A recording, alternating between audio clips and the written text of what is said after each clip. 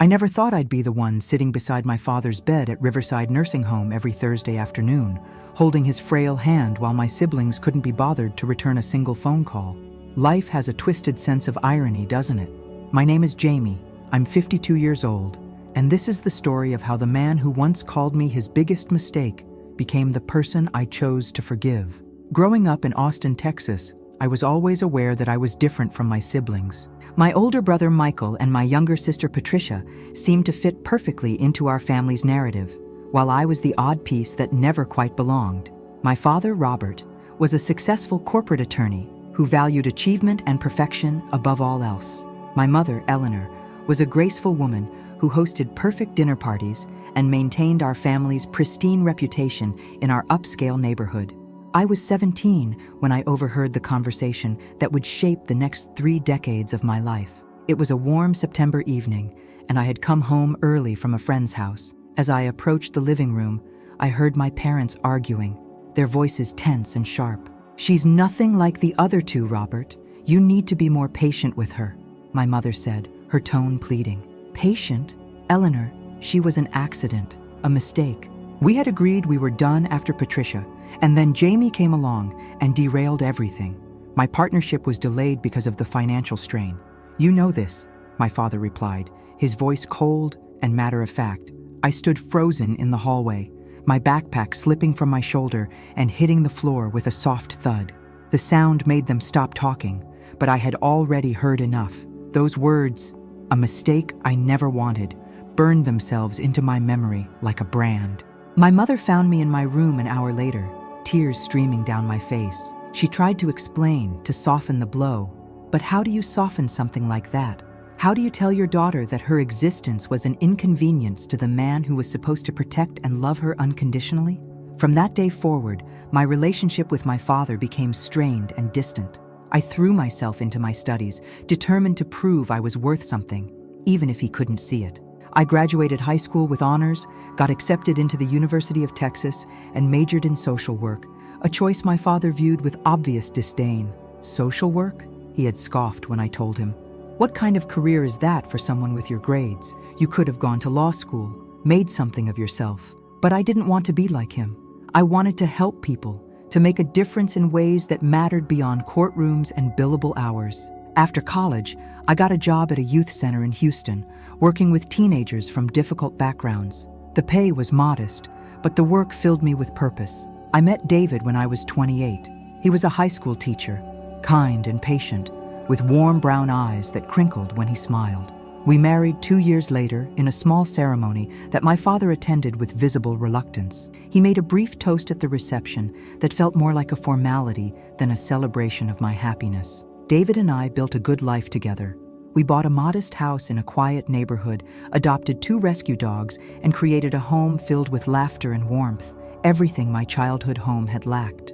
We tried for years to have children, but it never happened. Instead, we poured our love into our work, into each other, and into the community we served. Meanwhile, Michael followed in my father's footsteps, becoming a successful lawyer in Dallas. Patricia married a wealthy businessman and moved to California, sending annual Christmas cards with photos of her perfect family. They were the children my father had wanted, the ones who made him proud. Over the years, I saw my parents only on holidays, and even those visits became increasingly rare. My father's criticism never softened. He questioned my career choices, my decision not to pursue more lucrative opportunities, my simple lifestyle. Every conversation felt like an examination I was destined to fail. When I turned 45, my mother was diagnosed with pancreatic cancer. She fought for 18 months, and during that time, I visited her every week, driving the 3 hours from Houston to Austin and back. David supported me through it all, never complaining about the time or the emotional toll. My father, grief-stricken and suddenly alone, became a shell of himself. Michael and Patricia made occasional visits, but they had their own busy lives, their own priorities. It was easier for them to call once a week and consider their duty done. 2 years after my mother's death, my father suffered a severe stroke. At 78, he survived, but the damage left him partially paralyzed and requiring full-time care. The decision was made to move him into Riverside Nursing Home, a well-regarded facility just outside Austin. I'll never forget the family meeting where we discussed his care. We gathered in Michael's expensive Dallas office, the three of us sitting around his conference table like strangers negotiating a business deal. "I can contribute financially," Michael said, tapping his pen against his leather portfolio. "But I can't commit to regular visits. My caseload is overwhelming right now." Patricia nodded in agreement, her perfectly manicured nails clicking against her phone screen. "Same here. Brad's company is expanding, and the kids have so many activities, but I can definitely help with the bills." They both looked at me, and I felt the weight of their expectation. The daughter who had been called a mistake was now the most convenient solution to their father's needs. "I'll visit him," I heard myself say, "regularly," and so it began. Every Thursday, I made the drive from Houston to Austin. At first, I told myself I was doing it out of obligation, because someone had to, because my mother would have wanted me to. But the truth was more complicated than that. My father was different now. The stroke had stolen his sharp tongue and his intimidating presence. He was vulnerable, dependent, and for the first time in my life, he needed me. Not Michael with his legal expertise, not Patricia with her society connections. Me. The first few visits were awkward and painful. He could barely speak, his words slurred and difficult to understand. I would sit beside his bed, reading him the newspaper or talking about my work, filling the silence with anything I could think of. He would watch me with eyes that seemed to hold 1,000 unspoken words. 3 months into this routine, something unexpected happened. David came home from his annual physical with concerning news. His blood pressure was dangerously high, and his doctor found irregularities in his EKG. More tests were ordered, and the word cardiomyopathy entered our vocabulary, along with discussions about treatment options and lifestyle changes. I was terrified. David was my rock, my partner, the person who had loved me unconditionally when my own father couldn't. The thought of losing him was unbearable. I wanted to stop my visits to my father, to focus all my energy on David, but my husband wouldn't hear of it. "Jamie, you need to keep going," he said one evening as we sat on our back porch watching the sunset. "Not for him, for you. You're working through something important, and I won't let you run from it because you're scared for me. I'm going to be fine. We're going to be fine." So I continued my Thursday visits, even as I juggled David's medical appointments and my own mounting anxiety. And it was during this period, when I was stretched thin and emotionally raw, that my relationship with my father began to shift. One Thursday in late October, I arrived to find my father agitated and distressed. The nurse explained that he had been asking for me all morning, though his speech was still too impaired to make himself clearly understood. I sat beside him, taking his trembling hand in mine. "I'm here, Dad. It's okay. I'm here." He looked at me with tears streaming down his weathered face, and with enormous effort, he managed to squeeze my hand. It was a small gesture, but it felt monumental. For the first time in my life, my father was reaching for me, not pushing me away. Over the following months, we developed a new language, one that didn't rely on his ability to articulate complex thoughts or my need to hear specific words. I learned to read his expressions, to understand the meaning behind his gestures.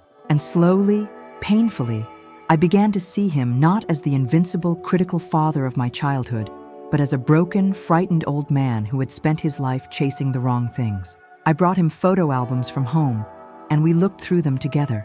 There were pictures of me as a little girl, smiling, gap-toothed smiles, dressed in mismatched clothes I had insisted on wearing. In one photo, I was maybe 5 years old, holding up a drawing I had made, and my father was in the background, barely visible, his attention focused on some papers in his hand. "I always wanted you to notice me," I said softly, tracing the image with my finger. "I tried so hard to make you proud, but nothing was ever enough." My father made a sound, something between a sob and a groan, and pointed to himself, then to the photo, shaking his head. It took me a moment to understand. He was saying he was wrong. He was acknowledging the distance he had created. That day marked a turning point. I began to bring not just newspapers and small talk, but pieces of my real life. I told him about David's health struggles, about my fears and worries.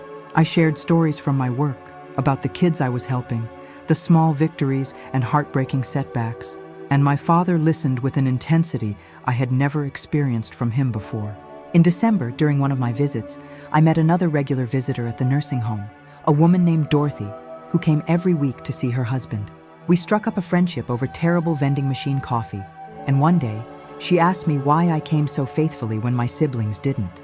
I found myself telling her everything: the overheard conversation, the years of feeling inadequate, the complicated mix of duty and something else I couldn't quite name.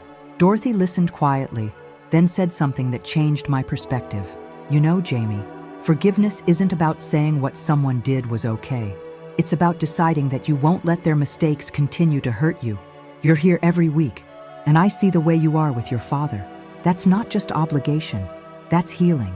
Her words stayed with me. Was I healing? I wasn't sure, but I knew that something was shifting inside me. Something hard and bitter was beginning to soften.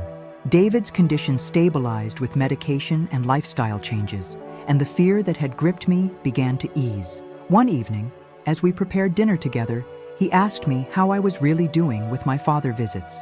Honestly, I don't know, I admitted, chopping vegetables with perhaps more force than necessary. Part of me is still so angry at him for everything he said, everything he made me feel. But another part of me feels, I don't know, sad.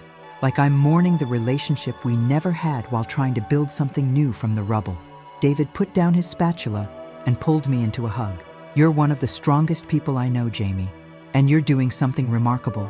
You're choosing compassion over bitterness. That takes courage. In February, Michael called me for the first time in months. How's Dad doing?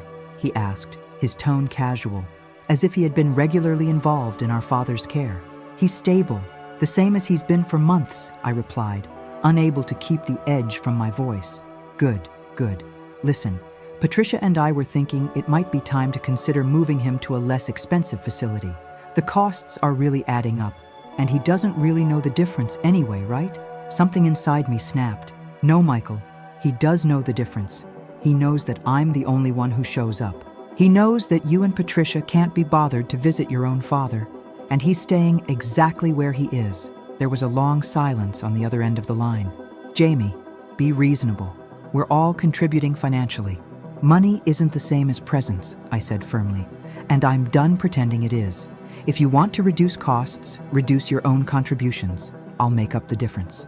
It was a bold statement, one that would strain my budget considerably, but I meant every word. David supported my decision without hesitation, and we adjusted our finances to make it work. Spring arrived, bringing warmer weather and blooming bluebonnets across the Texas landscape. During one of my Thursday visits, I wheeled my father outside to the nursing home's garden, a peaceful space with benches and flower beds. We sat in comfortable silence, watching birds flutter between the trees. My father reached for my hand and held it with surprising strength. Then, with enormous effort, he spoke. The words were slurred and took him several tries, but I understood them. Sorry, love, you. 5 decades of pain couldn't be erased by 5 words, but they cracked something open inside me. Tears streamed down my face as I squeezed his hand back. I love you too, Dad, I whispered. And for the first time, I meant it without reservation or resentment. We sat there together as the sun began to set, casting golden light across the garden. And in that moment, I realized something profound. I had spent so much of my life trying to earn my father's approval, to prove I wasn't a mistake, that I had missed the opportunity to simply be his daughter. But it wasn't too late, not completely. We couldn't reclaim the lost years, couldn't rewrite the painful history, but we could choose how our story ended. And I was choosing forgiveness, not because he deserved it, but because I deserved peace. My father passed away 6 months later, on a quiet Tuesday morning in September. I was there, holding his hand, telling him it was okay to let go. Michael and Patricia arrived hours later, their faces showing appropriate grief, but I wondered if they truly understood what they had missed. At the funeral, person after person approached me, nurses and staff from Riverside who had witnessed our weekly visits. They told me how my father's face would light up every Thursday, how he would ask about me constantly, how much my presence had meant to him. Dorothy was there too, and she hugged me tightly. You gave him a beautiful gift, she said. You gave him the chance to be a better father at the end than he was at the beginning. Not many people get that opportunity.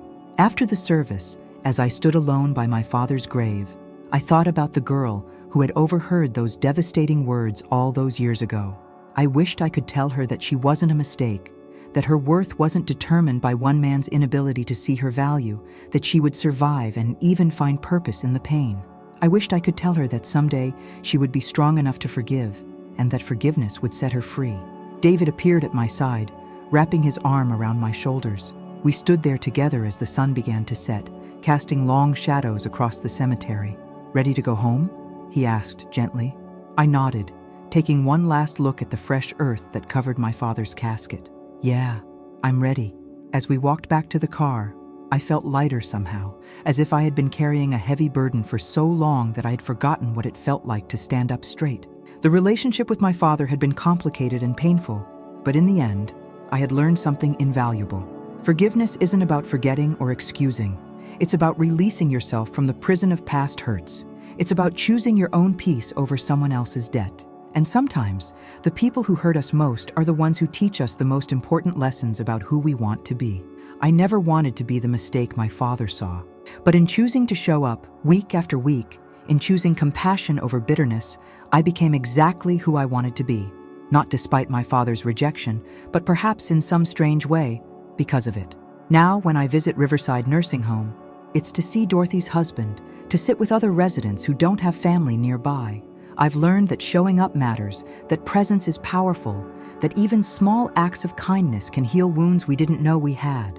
My father's legacy isn't the successful law career or the impressive estate he left behind. His legacy, for me at least, is the lesson that it's never too late to choose love over hurt, connection over pride, forgiveness over bitterness. And every Thursday, as I make the drive from Houston to visit those who need companionship, I think about my father and smile, because in the end, the daughter he never wanted became exactly the person he needed most. That's not irony, that's grace.